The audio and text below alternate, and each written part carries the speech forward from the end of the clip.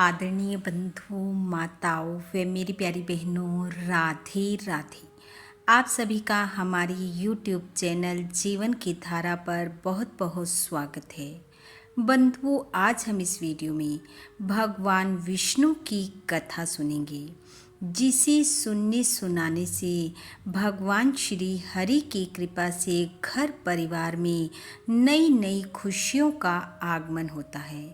कथा कहानी सुनने के बाद यदि आप हमारे चैनल पर नए हैं तो कृपया हमारे चैनल को सब्सक्राइब करें, बेल आइकन को प्रेस करें ताकि हमारी वीडियो की नोटिफिकेशन सबसे पहले आप तक पहुंचे। वीडियो को शेयर व लाइक भी जरूर करें। कथा कहानी के अनुसार प्राचीन समय की बात है। प्रतापपुर नगर में एक साहूकार और साहूकारनी रहते थे। साहूकार के घर में धन की कोई कमी नहीं थी, परंतु उनके कोई संतान नहीं थी।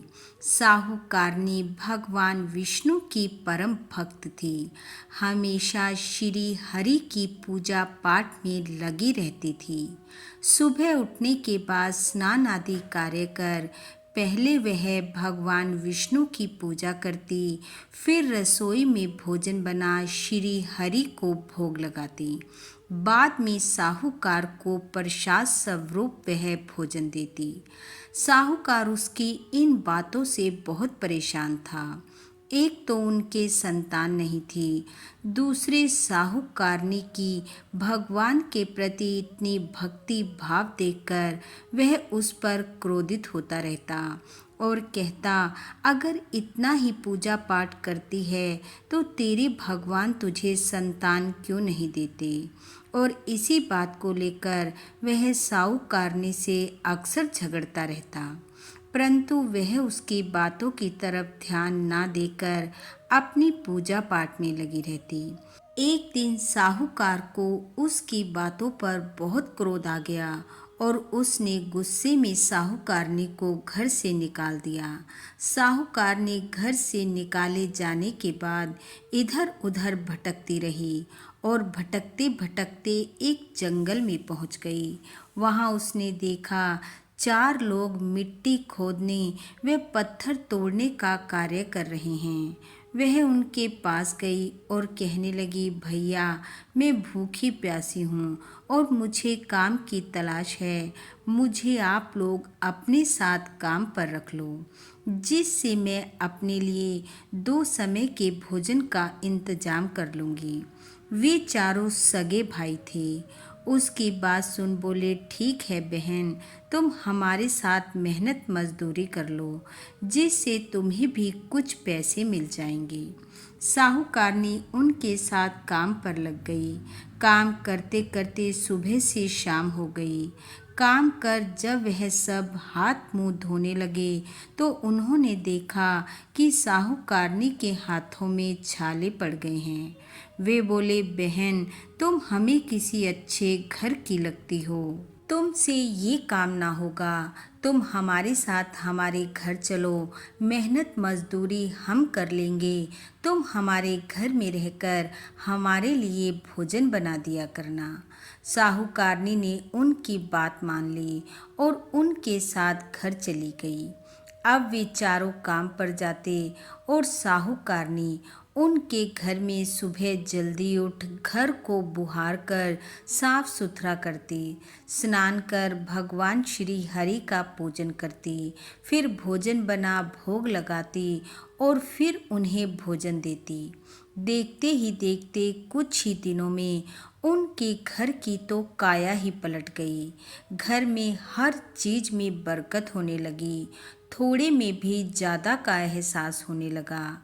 चारों भाई आपस में कहने लगे कि ये तो बहन के रूप में कोई देवी हमारे घर आ गई है। दूसरी तरफ साहूकारनी को घर से निकाल देने के बाद साहूकार के बुरे दिन शुरू हो गए। देखते ही देखते उसको व्यापार में घाटा लग गया। घर मकान दुकान सब बिक गए। 2 वक्त की रोटी के भी लाले पड़ गए। एक दिन साहूकार ने भी नगर को छोड़ दिया और काम की तलाश में निकल पड़ा। भटकते भटकते वहीं जंगल में उन चारों भाइयों के पास पहुंच गया जहां साहूकारनी पहुंची थी। साहूकार ने उनसे कहा, मुझे काम की तलाश है, मुझे काम पर रख लो। उन्होंने उसे काम पर रख लिया।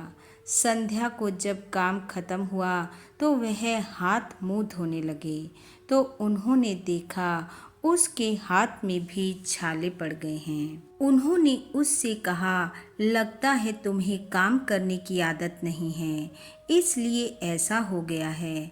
हमारी एक बहन है, उसके साथ भी ऐसा ही हुआ था। उनकी बात सुन साहूकार के मन में ये इच्छा जागृत हुई कि कहीं इनकी बहन साहूकारनी तो नहीं। उसके मन में उनकी बहन को देखने की इच्छा हुई। साहूकार कहने लगा, क्या आप मुझे भोजन करवा सकते हो? वह बोले, क्यों नहीं, और वह उसे अपने घर ले गए। जाकर अपनी बहन से बोले, आज एक अतिथि भी हमारे घर आया है जो भोजन करेगा। साहूकार की नज़र जैसे ही साहूकारनी पर पड़ी वह उसे पहचान गया, परंतु कुछ बोला नहीं। साहूकारनी ने मुंह पर घूंघट कर लिया था, इसलिए वह साहूकार को नहीं देख पाई। पांचों लोग हाथ मुंह धोकर भोजन करने बैठे। साहूकारनी ने भोजन बना श्री हरि को भोग लगाया और फिर सबको परोसने लगी। चारों भाइयों को तो उसने भोजन परोस दिया, पर जब वह साहूकार को भोजन परोसने लगी तो उसका हाथ आगे नहीं बढ़ा।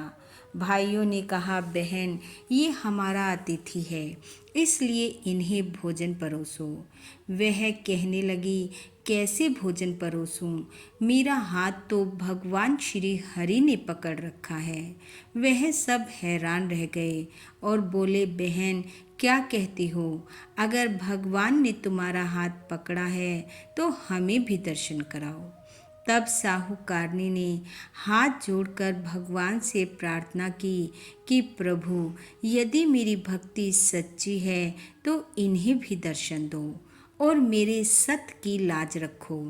तब वहाँ साक्षात भगवान प्रकट हुए और उन सबको दर्शन दे बोले कि ये साहूकार मेरी भक्त का अपराधी है, इसलिए इसे इसके हाथ से भोजन करने का कोई अधिकार नहीं है। तब साहूकारनी ने साहूकार की तरफ देखा तो वह पहचान गई कि ये मेरे पति हैं। साहूकार भगवान के चरणों में गिरकर अपने किए अपराध के लिए क्षमा मांगने लगा और कहा, प्रभु, मैं अपने अपराध का दंड भुगत चुका हूँ, मुझे क्षमा कर दो।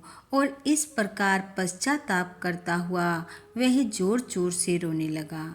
तब भगवान श्री हरि ने उसे क्षमा करते हुए कहा कि जाओ, तुम मेरी भक्त को लेकर घर वापस जाओ, तुम्हें पहले से भी अधिक धन दौलत सुख प्राप्त होगा। ऐसा कह भगवान अंतर ध्यान हो गए। सब भगवान के दर्शन कर कृतार्थ हो चुके थे। साहूकार सबसे अपने किए की क्षमा मांगता हुआ साहूकारनी को साथ ले अपने नगर वापिस आया और भगवान विष्णु की कृपा से शीघ्र ही वह धन दौलत से संपन्न हो गया। उसका व्यापार फिर से चल निकला और श्री हरि की कृपा से उसे सुंदर पुत्र की प्राप्ति हुई तथा उनका जीवन खुशियों से भर गया। हे भगवान श्री हरि, जैसी कृपा आपने साहूकार और साहूकारनी पर की वैसे सब पर करना। इस कथा कहानी को सुनने वाले सुनाने वाले सब पर अपनी कृपा बरसाना। सबके घर सुख समृद्धि ऐश्वर्य व खुशियों से भरपूर करना। इन्हीं शुभकामनाओं के साथ आप सबका बहुत बहुत धन्यवाद। राधे राधे।